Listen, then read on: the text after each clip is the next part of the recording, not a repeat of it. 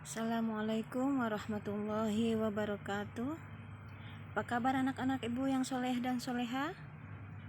Alhamdulillah, pada kesempatan ini kita akan belajar tentang bersih itu sehat ya. Namun sebelum kita belajar, marilah kita berdoa agar apa yang kita pelajari nanti bermanfaat ya, dan mendapat berkah dari Allah Subhanahu wa taala. Kita berdoa ya. Bismillahirrahmanirrahim. Rabbi zidni ilma warzuqni fahma birahmatika ya arhamar rahimin. Amin. Baiklah anak-anak ibu sekalian, kita akan belajar ya pendidikan agama Islam dan budi pekerti. Nah, pada kesempatan ini kita akan membahas pelajaran 4 ya, yaitu tentang bersih itu sehat.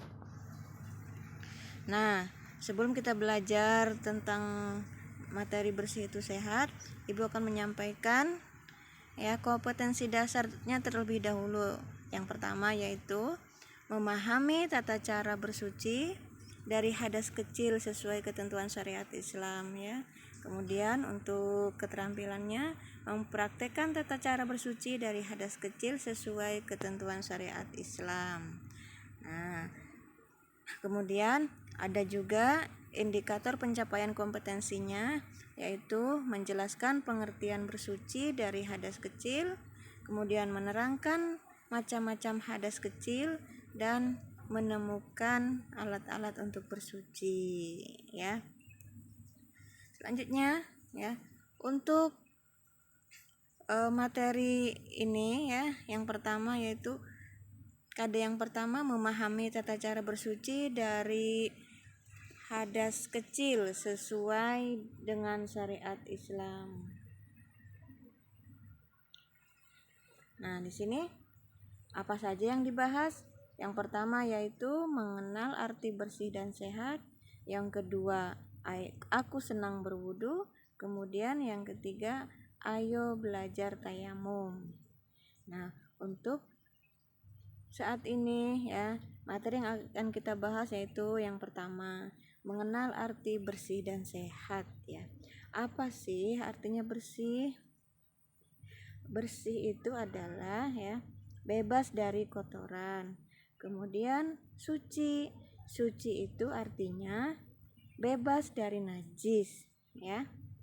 Nah, menurut syara atau hukum Islam berarti dibolehkannya untuk melakukan ibadah. Nah, sedangkan najis itu artinya sesuatu keadaan yang menjadi terhalangnya untuk melakukan ibadah ya. Nah, menurut syariat atau hukum Islam, najis artinya segala sesuatu yang haram dimakan. Nah, selanjutnya kita akan memasuki tentang suci ya. Suci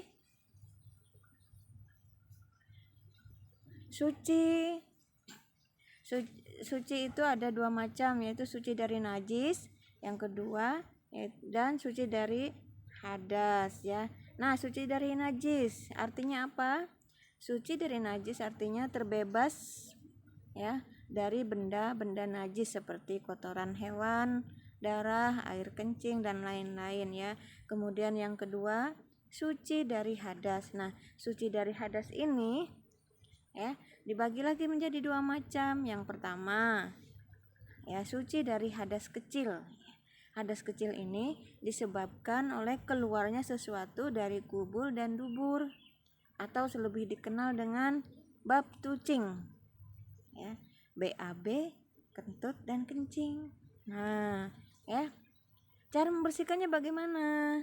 Ya, cara membersihkannya yaitu dengan istinja. Istinja itu artinya ya membersihkan kotoran setelah buang air besar dan kecil. Nah, setelah dibersihkan ya tempat dari keluarnya kotoran tersebut, maka kita mensucikannya dengan berwudu ya. Nah, sudah hafal semua ya niat wudunya? Iya, insya Allah semua sudah hafal ya. niat wudhunya, karena kita sering melakukan wudhu ya setiap hari. Oke, yuk kita sama-sama ya baca niat wudhunya ya. Bismillahirrahmanirrahim. Nawaitul wudu'a li raf'il hadatsil asghari fardhan lillahi ta'ala. Niat saya berwudu untuk menghilangkan hadas kecil karena Allah Ta'ala ya. Yang kedua adalah suci dari hadas besar. Nah, suci dari hadas besar ini ya, biasanya hadas besar ini disebabkan oleh karena mimpi basah untuk laki-laki dan haid untuk perempuan. Bagaimana cara membersihkannya? Yaitu dengan mandi ya, mandi besar atau mandi wajib sering dikatakan ya. Nah, di antara anak-anak ibu sekalian sudah ada yang mengalami ya hadas besar ini? Ya, yang sudah, yang mungkin karena pengaruh faktor-faktor lain mungkin lebih cepat ya, ada ya, karena masa balik wanita itu ya mulai dari 9 tahun ya. Nah, mungkin wajar ya kalau seumpama sekarang sudah ada yang sudah mengalami, yang khusus bagi wanita ya, yang badannya subur biasanya lebih cepat ya. Nah, kita harus belajar ya membersihkan atau bersuci dari hadas besar. Nah, bagaimana niatnya? Yaitu Bismillahirrahmanirrahim. Nawaitul ghuslan li raf'il hadatsil akbari fardhan lillahi ta'ala. Ya, niat saya mandi wajib untuk menghilangkan hadas besar, fardu karena Allah Ta'ala. Atau ada yang lain, Bu, niat saya tidak seperti itu, orang tua saya ngajarkan lain, boleh ya. Contohnya seperti hanya niatnya seperti yang di bawah ini ya. Nawaitul ghusla li raf'il haidi ya. Nawaitul ghusla li raf'il hadasil haidi lillahi ta'ala, boleh ya. Selanjutnya ya. Nah, yang termasuk hadas kecil tadi apa saja? Masih ingat? Ya, 1, buang air besar, buang air kecil, buang angin, dan hal-hal yang dapat membatalkan wudhu ya. Nah, selanjutnya najis. Najis ini ya adalah sesuatu yang kotor yang menjadikan terhalangnya seseorang untuk beribadah kepada Allah. Nah, najis ini dibagi menjadi 3 macam ya. 1, najis mutawasito. Ini najis mutawasito ini najis sedang ya. Najis sedang. Banyak ya contohnya najis sedang ini, kotoran-kotoran hewan, kotoran ya. Banyak sekali ya najis yang termasuk najis mutawasito ya di sekitar kita ya. Nah, cara membersihkannya ya. Cara membersihkannya harus dibuang terlebih dahulu najisnya ya, sampai ya, kemudian sampai hilang bau dan warnanya, baunya ya, sampai hilang. Setelah itu kemudian ya dibersihkan sampai bersih. Nah, itu cara mencuci najis mutawasito. Kemudian berikutnya najis muhaffafah. Najis muhaffafah ini artinya najis ringan. Najis ringan ini cukup disiram dengan air saja ya. Nah, najis muhaffafah ini contohnya untuk bayi laki-laki yang baru lahir ya, yang belum makan apa-apa ya, hanya ASI. Itu termasuk najis muhaffafah, najis yang ringan. Kalau najis bayi perempuan sudah termasuk mutawasito. Nah, kemudian najis yang ketiga yaitu najis mughaladah. Nah, najis mughaladah ini adalah najis yang berat ya. Cara membersihkannya pun ya agak ribet, yaitu dengan membasuh berkali-kali ya, 6 kali, yang ketujuhnya dicampur dengan air bercampur tanah itu ya. Contohnya apa sih? najis mughalladah ini. Nah, contohnya jilatan anjing itu ya, termasuk najis yang sangat berat ya. Jadi kita harus hati-hati apabila kita bertemu dengan hewan-hewan itu ya, yang merupakan sumber najis mughalladah ya. Ya, selanjutnya ya. Nah, apabila kita bersuci ya, kita mensucikan najis ataupun kotoran ya, kita bersuci. Nah, itu menggunakan macam-macam alat bersuci. Apa saja sih? Nah, alat bersuci itu yang pertama air, kemudian batu, kemudian debu, kemudian tisu ya. Nah, dengan daun juga boleh ya, daun, banyak daun itu ya. Daun boleh. Nah, kemudian apabila kita membersihkan dengan air ya, bersuci dengan air, maka ya kita harus mengenal macam-macam air. Ada berapa macam sih air? Nah, kita lihat skemanya ya. Nah, di sini macam-macam air yang bisa digunakan bersuci ya. Air sumur. Kemudian yang kedua air sumber. Kemudian yang ketiga air sungai. Keempat air laut. Kelima air hujan. Keenam air salju. 7 air embun. Semua tahu ya air-air tersebut ya? Iya, insya Allah ya, kita sudah tahu macam-macam air itu. Nah, dari ketujuh macam air tersebut ya, dibagi lagi menjadi ya 4 jenis ya, 4 jenis air. Yang pertama air mutlak. Nah, air mutlak ini apa sih? Nah, air mutlak adalah air yang suci lagi mensucikan. Artinya air itu suci dan dapat untuk digunakan ya, dan dapat digunakan untuk bersuci. Itu air mutlak. Contohnya yang tadi air sumur, air danau itu ya. Kemudian air laut di laut ya, air di sungai itu air mutlak. Yang kedua air mumayas. Nah, air mumayas, apa sih air mumayas ini?